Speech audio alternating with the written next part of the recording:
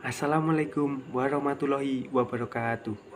Perkenalkan, nama saya Cahyo Wahyu Sejati dari kelas Pendidikan Bahasa dan Sastra Indonesia UNY tahun angkatan 2020.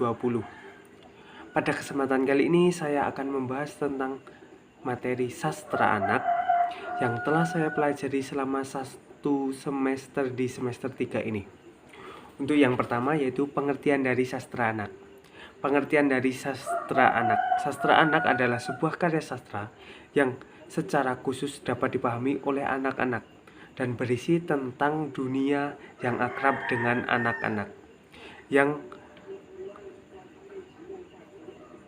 memiliki usia sekitar 3-12 tahun, dan karya sastra ini di dalamnya biasa berisi nilai estetika dan hiburan sehingga dapat dipahami oleh anak dan biasanya disampaikan oleh orang yang lebih dewasa seperti guru, orang tua, dosen, dan lainnya. Untuk yang kedua yaitu jenis-jenis dari sastra anak. Sastra anak ini secara garis besar memiliki 6 jenis, yaitu yang pertama adalah realisme, yaitu cerita yang masuk akal dan logis, akan tetapi cerita ini bisa ada secara nyata, real, dan bisa juga tidak ada. Contohnya seperti sastra anak tentang olahraga atau film animal tentang olahraga seperti Tsubasa, terus seperti baseball, seperti volley, seperti itu. Untuk yang kedua yaitu tentang fiksi formula. Jenis ini memiliki pola-pola tertentu sehingga berbeda dengan yang lain. Contohnya seperti cerita detektif dan novel serial. Untuk yang ketiga yaitu fantasi.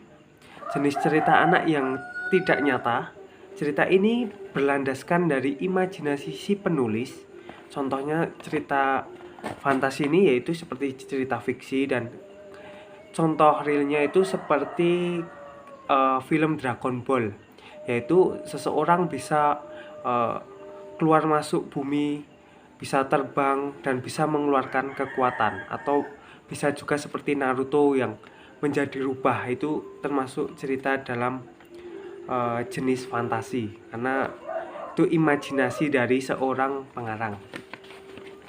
Untuk yang keempat yaitu sastra anak tradisional. Sastra anak tradisional yaitu sastra yang ada secara turun-temurun dan tidak diketahui jelas siapa penulisnya. Contohnya yaitu seperti dongeng rakyat, legenda, mitos. Contoh nyatanya dari sastra tradisional ini seperti Danau Toba, terus seperti Keong Mas, seperti apa itu namanya,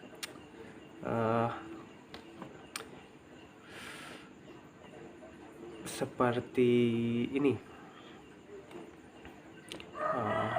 Sangkuriang ya.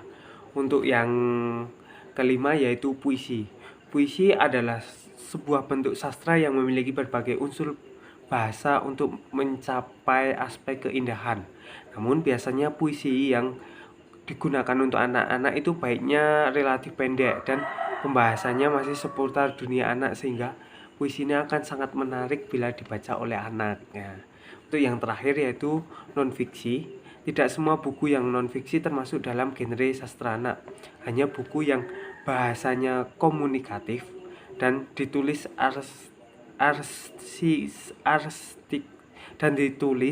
artistik sehingga anak mudah memahami dan mendapatkan kesenangan. Untuk yang ketiga itu untuk jenis-jenis sastra ya, sangat banyak sekali jenis-jenis sastra anak ini. Yang biasa kita lihat saja setiap hari itu ada seperti Upin Ipin, ada seperti Naruto, ada seperti Sopo Jarwo, dan ada seperti SpongeBob yang biasa setiap hari anak itu lihat di televisi kita masing-masing. Sehingga sastra ini sangat berhubungan erat atau sangat erat dan atau selalu ada ya di kehidupan kita loh.